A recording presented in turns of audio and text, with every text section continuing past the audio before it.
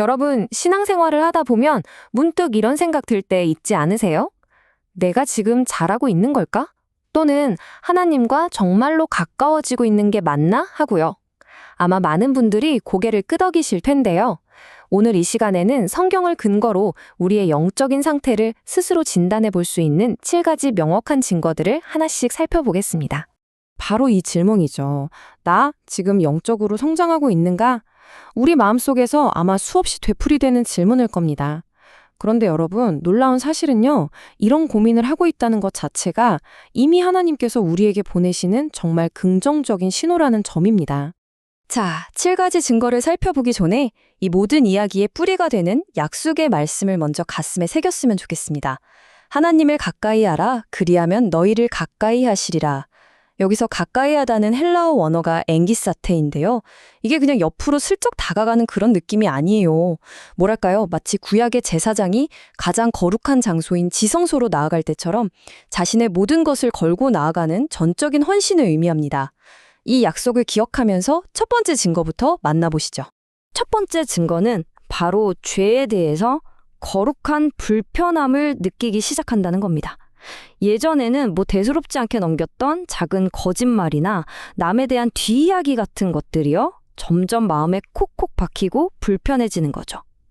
이건 우리가 갑자기 더 도덕적인 사람이 돼서 그런 게 아니에요. 오히려 그 반대죠.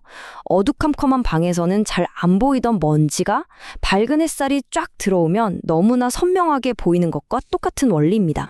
이런 거룩한 불편함은 성령께서 우리 마음을 빛으로 비춰주시기 때문에 생기는 거예요. 요한복음 16장에서 약속하신 것처럼 성령께서 오셔서 우리 죄를 선명하게 깨닫게 하시는 거죠. 다윗 왕의 이야기가 정말 좋은 예입니다. 그는 정말 끔찍한 죄를 지었지만 선지자가 딱 지적했을 때 바로 그 자리에서 무너져 회개했잖아요. 중요한 건 죄를 안 짓는 완벽함이 아니에요. 죄를 깨달았을 때 변명하지 않고 즉시 돌이키는 바로 그 마음, 이것이 하나님과 가깝다는 진짜 증거입니다. 두 번째 증거는요, 성경책과 관련된 아주 신비로운 경험입니다. 그저 책장에 꽂혀 있던, 어떨 땐 좀 따분하게 느껴지기까지 했던 이 두꺼운 책이 어느 날 갑자기 나에게 직접 말을 거는 것 같은 경험 말이에요. 바로 말씀이 내 삶의 한복판을 꿰뚫어보는 살아있는 음성으로 들리기 시작하는 겁니다. 신학에서는 보통 이걸 로고스가 레마로 바뀌는 경험이라고 말해요. 좀 어렵죠? 쉽게 말해서 그냥 종이 위에 기록된 말씀, 로고스가 바로 오늘 이 순간 나에게 주시는 살아있는 음성, 레마로 바뀌는 거예요. 요시야 왕이 그랬습니다. 성전에서 수백 년 만에 발견된 율법책의 말씀을 듣자마자 옷을 찢고 회개했죠. 그리고 그 회개는 나라 전체를 뒤흔드는 거대한 개혁으로 이어졌습니다. 잠자고 있던 문자가 한 사람의 심장을 꿰뚫으니까 역사가 바뀌어버린 겁니다. 세 번째 증거는 기도의 질이 달라지는 겁니다. 예전에 기도가 꼭 상사에게 보고하듯이 하나님 이거 필요하고요, 저거 해결해 주셔야 합니다 하는 업무 보고 같았다면요, 이제는 하나님과 함께 있는 그 시간 자체가 즐거워지는 친밀한 사귐으로 변하는 거죠. 네, 기도가 문제 해결을 위한 도구에서 아빠, 아버지와 나누는 대화로 바뀌는 겁니다. 다니엘을 한번 떠올려 보세요. 그는 사자굴에 던져질 절체절명의 위기 속에서도 평소처럼 늘 하던 대로 기도했습니다. 그에게 기도는 위기 탈출용 비상 버튼이 아니라 삶의 일부, 즉 숨 쉬는 것처럼 자연스러운 영적인 호흡 그 자체였던 거예요. 네 번째 증거는요, 그야말로 가치관의 혁명, 세상이 뒤집어지는 경험입니다. 이전에는 그렇게 매력적으로 보이고 눈에 불을 켜고 쫓았던 성공, 명예, 부 같은 것들이 예수 그리스도를 아는 지식에 비하면 어쩐지 시시하게 느껴지기 시작하는 겁니다.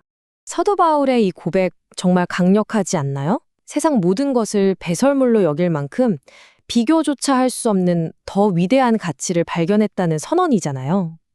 이런 가치관에 대전하는 모세의 삶에서도 정말 극적으로 나타납니다. 그는 이집트 왕자라는 그 어마어마한 지위를 그냥 버리고 하나님의 백성과 함께 고난받는 길을 택했죠. 왜 그랬을까요? 눈에 보이는 왕관보다 더 크고 영원한 하나님 나라의 가치를 보았기 때문입니다.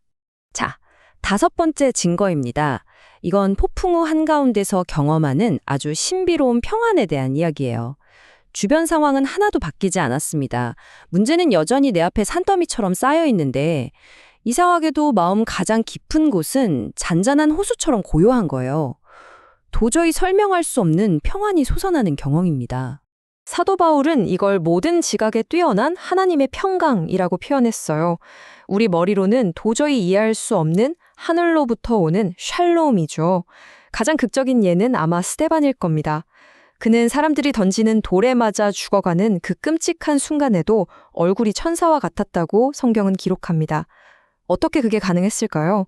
자신을 둘러싼 돌멩이가 아니라 그 너머에 열린 하늘과 그곳에 서 계신 예수님을 보았기 때문입니다.